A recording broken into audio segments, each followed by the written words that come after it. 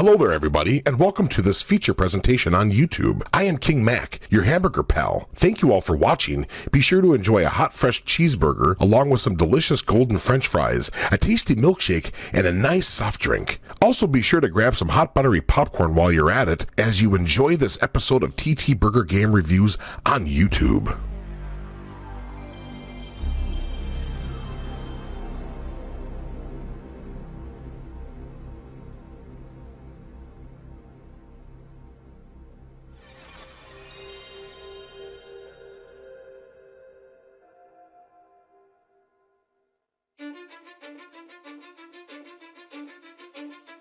Cause I don't give a fuck what you say. Yeah, I'ma do shit my way. So you can go kick rocks, I'ma stack bricks up. Attention people! Hut hut hut! You may rise! Eddies, everybody! Welcome back! General Tony here at your service. You're watching TTBurger Game Reviews here on YouTube. We're continuing with the Army franchise review here. Episode 258, part 9 of 11 parts today. Once again, done by the company 3D. We're looking at the console games on the PlayStation, PlayStation 2, and more and more and more. And today we have a helicopter armament-based game, similar to games like Soviet Nuclear Strike on the PlayStation, Sega Saturn, and etc, etc. We have a lot to talk about here about this part. It's going to be a big one. Before we're going to get started here, I want to give a shout out to Freakin' HD, Sub-Zero, MF King Lack, Lost Dead Type Lamnia, Brickles with Stateside, Griffin Puff, Megs, Black Heel, along with Homie RJ, Rockstar Pool 69, Uncle G-Rock, the Sensational Jet, Red Hood Assassin, V-Rock Games, Jessica 22, and more and more and more and more and more. We have a lot to talk here about this Army franchise review here.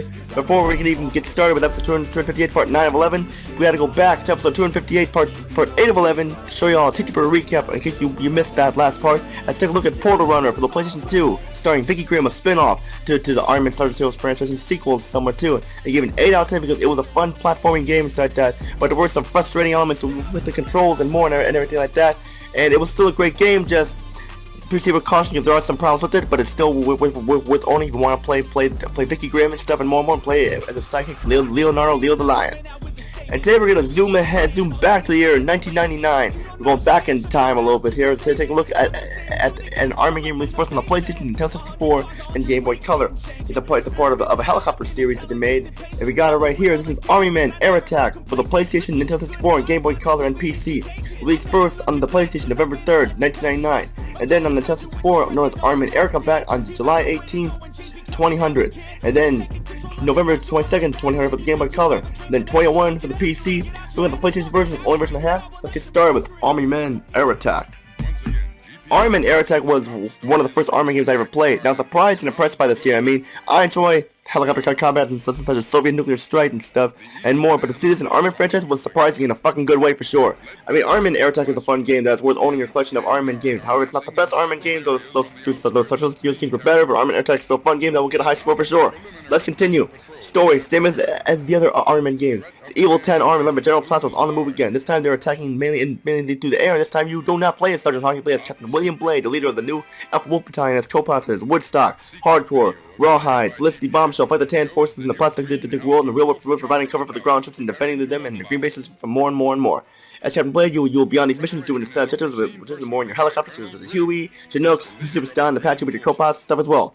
Story's okay, not much story except for the opening cutscene, which can be a little disappointing to those who enjoyed Armored Star Heroes and more, but still, it's an okay story for sure. Presentation of Army Men Air Attack is great graphics for PlayStation game. Sure, Armored Star Heroes look better, best and still, it's still not a bad looking game. Helicopter models look the best in very detail. The character models are a little blocky. What do you expect from a PlayStation game though? People, what do you expect? The environments are good, but the draw distance is not the best. The best in the frame rate gets bad when the action gets hot. The cutscenes are good, even though there's only an opening in any cutscene and stuff like that, and it's mostly in black and white and stuff like that, but still. The explosion weapon effects are awesome, fucking amazing. What can you say there? I'm not big on the sound here in Army Men Air Attack. Music is good. Army like music. Sound effects for the helicopters and such okay, but the voice acting support I'm not a fan of. Jim Cummings is nowhere to be found. While the actors do a decent job, they do not have the acting talent Jim Cummings here in Sergeant Hawk and Colonel Grimm and Joe Plasto voiced by another actor just does not work the best here. I mean, Captain Blade sounds decent, but still could have been better.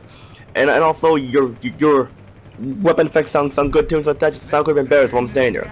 Gameplay of Armament Air Attack, fun helicopter armament game. Not the best helicopter game, Soviet nuclear strike better, but still a good game here. You go to 16 missions using 4 different helicopters that become a lot after you beat a certain mission, and you start off with a Huey and the Chinook, Super Stein, and finally an Apache. Each helicopter has their own special weapons, so one is stronger than the last time and stuff. Like Huey has basic weapons, napalm, Chinook has this launch green soldiers out and stuff like that, and tri-homing missile stuff with the Super Stein and a laser for the Apache. The co-pilots you have here are funny, and they chat a lot in the game and come off as funny times when you hear them speak like that. And they're supposed to have their own abilities, but I haven't seen any abilities that they each had different from each other. You have 3 co-pilots in the beginning. You can unlock Sarge and Felicity Bombshell later in the game, and one cool feature that the helicopter has a grappling hook that you can pick up. The blade has allowed to pick up items like such as a donut, cherry bomb, box of items, a baseball cap, and more and more and more. And they can be used to destroy buildings of the Tan Army, and some of them have health powers inside them. A very cool, nice feature to have, sure. They have it in this game, and it works really well. The controls are simple. Those who play Soviet nuclear strike will feel right at home since the controls are pretty much identical to those 2 games. Missions are simple, straightforward, shoot a target, defend an item or person, more and more. And the most part straightforward, but enemy action can get pretty gruesome and intense here, making things difficult, especially the last level possible to beat without a lot of trial and error. Sometimes the helicopter tank can be very weak, only 2 lives, no extra lives, so that can get a little annoying at times, disturbing the difficulty does affect the game. Also, the co-pilots do not really do much or add to the missions, and they're supposed to have special abilities like I mentioned, but I haven't seen any changes to that, so that's kind of disappointing there.